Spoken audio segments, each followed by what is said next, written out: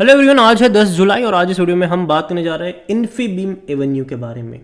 30 रुपये का शेयर है, 1% की गिरावट है और अगर आप देखोगे तो पिछले कुछ दिनों से गिरावट चल ही रही है। 32 रुपये से लगातार गिर रहा है ये, जबकि इन टाइमों में बाजार ने अच्छा पैसा बना कर दिया है। यहाँ पर लगातार गिरावट है, जहाँ सरकारी कंपनियाँ भाइया बड़ी तेज़ी दिखा रहे हैं, वहाँ छोटी ये कंपनियाँ भाग ही नहीं रही है। बात करेंगे वीडियो में इन सारी चीज़ों के बारे में, साथ ही साथ एआई को लेकर इन्होंने काफ़ी बड़ा अनाउंसमेंट भी करा हुआ था और कई सारी खबरें भी इसको लेकर निकल कर आ रही है।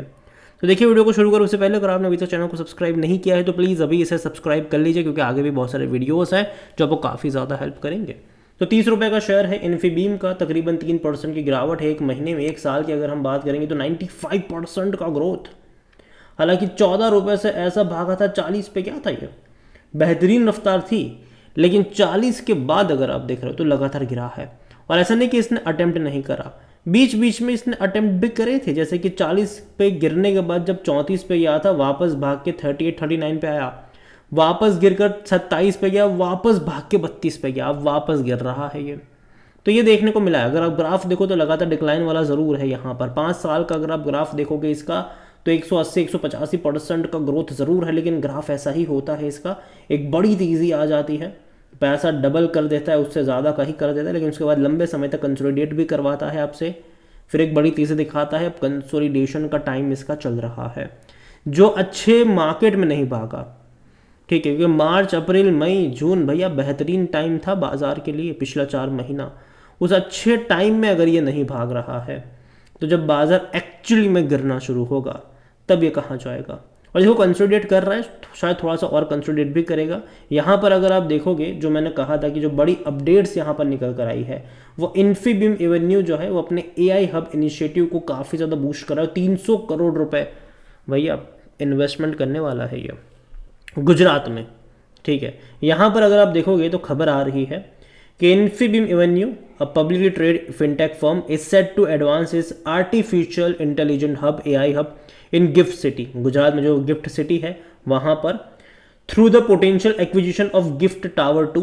द डील की जो वैल्यू है वो 300 करोड़ के आसपास की है, जो कि काफ़ी बड़ा मूव है। लेकिन देखो, ये खबर है, ठीक है। अभी सोर्स के according, sources indicate the transaction with ILNFL financial limited, अगर आप देखोगे तो नियरलिंग बहुत नज़दीक है ये पूरा फाइनलाइज को लेकर। लेकिन इसके बारे में जब इनसे पूछा गया, मेल वगैरह में वगैरह रिस्पॉन्ड मांगा गया कि भैया ये सही है कि नहीं, तो ना ही इन्फीबीम की तरफ से कोई रिप्लाई आया है, ना ही फाइनेंशियल सर्विस की तरफ से कोई रिप्लाई आया है यहाँ पर। लेकिन फिर भी इनसाइडर जो है वो अभी भी यहाँ पर ऑप्टिमिस्टिक है कि भैया हो जाएगा ये, ठीक है। तो देखते हैं होता भी है कि नहीं। कंपनी अगर आप देखोगे तो देखो, फिनटेक कंपनी है, डिजिटल पेमेंट सोल्यूशन प्रोवाइड करवाने वाली कंपनी है। और देखा जाए तो इस स्पेस में कई सारी कंपनीज पे, ऐसा नहीं कि एक लौती कंपनी है, ठीक है। सीसी एवेन्यू, बिल एवेन्यू अगर आप देखो तो जब आप पेमेंट करते हो ऑनलाइन, जब कोई भी आप पेमेंट करते हो तो आपको कई बार ये देखने को मिलता है, ये भैया पेमेंट अग्रीगेटर कह लो आप इसको, ठीक है। जो भैया आपका पेमेंट, जो ऑनलाइन पेमेंट्स आप करते हो उसको सीमलेसली करवाने का जो जिम्मा कह लो वो इनका होता है, जो मिडल मैन कह लो वो यही होते हैं जो उस पेमेंट को ट्रांसफ़र करवाते हैं। और देखा जाए तो कंपनी अच्छी है, बुरी नहीं है। लेकिन अगर हम बात करें वॉल्यूम्स की तो 1 करोड़ से भी ज़्यादा के शेयर्स आज यहाँ पर ट्रेड होते नज़र आए हैं। ऑल टाइम हाई इसका 60 रुपये का था, मार्केट के 8,375 के आसपास, 8,375 करोड़ के आसपास देखने को मिल रहा है। कंपनी को लेकर अगर आप देखोगे तो KR चौकसी का बाई कॉल था, 37 रुपीज़ का टारगेट था। हालांकि मई महीने में इनकी एक कमेंट्री थी, तब से लेकर अब तक तो ये गिर ही रहा है, ठीक है, कोई बढ़ा नहीं है। मई से गिरावट चली आ रही है इसकी और ये गिर ही रहा है, ठीक है। और जहाँ तक नज़र करिए according to Moneycontrol user तो 100% लोग कह रहे खरीदारी करो, 100% लोग। और जहाँ तक डिविडेंड की बात करें तो यार पे कर रहा है। पिछले साल इसने 5 पैसा पर शेयर का पे करा था और हर साल सितंबर में पे करता है ये, ठीक है। हालांकि बीच में एक बार 2022 में फरवरी में भी पे करा था, जनरली साल के एंड में पे करते, तो इस बार शायद 2024 में अगर आप देखो तो मुझे लगता है कि वही साल के एंड में ही होगा, सितंबर या नवंबर में पे कर सकता है ये। देखते हैं कि पे करता भी है कि नहीं, ठीक है। और यहाँ पर देखो, देखने में ना आपको लग सकता है कि यार 30 रुपये कितना सस्ता है, लेकिन एक्चुअली में ये बोनस में गेम खेल चुका है, ठीक है। 1 का डबल कर दिया इसने, 2021 में बोनस दिया, 2022 में इसने बोनस दिया, स्प्लिट 2017 में हुआ था, तो यहाँ पर 2 बार इसने बोनस पे कर दिया। तो यहाँ पर ये सोचो कि जो 30 रुपये का वैल्यू है, यहाँ पर जब इसने बोनस दिया तो 60 रुपये का शेयर था, सीधा हो गया यहाँ पर। अगर मानो चलो 120 रुपये का प्राइस था, ठीक, 120 रुपये का प्राइस अगर होता ऐसा, अगर इसने बोनस नहीं दिया होता तो, क्योंकि अगर आप यहाँ पर ये सोचो कि 120 रुपये का प्राइस था, एक बार बोनस दे दिया, प्राइस हो गया 60 रुपये, ठीक है, प्राइस एडजस्ट हो गए। दूसरी बात हो जाए, अब इसने बोनस पे कर दिया, 60 से हो गया 30 रुपये।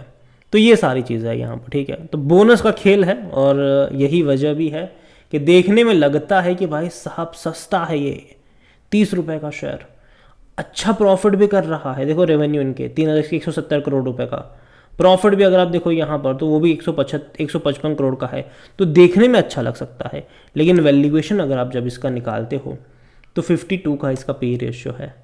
ये बोनस के चलते प्राइस जो एडजस्ट हुआ है उससे प्राइस सस्ता लग सकता है, लेकिन वैल्यूएशन के हिसाब से अगर आप निकालने जाओगे तो ये महंगा है। लेकिन फिर भी 100% एनालिस्ट कहते हैं खरीदारी करो। फाइनेंशियल्स अगर हम देखेंगे इस कंपनी के, तो यार देखो लास्ट क्वार्टर के नंबर इनके अच्छे थे, प्रॉफिट वाइज, रेवेन्यू वाइज उतने अच्छे नहीं थे।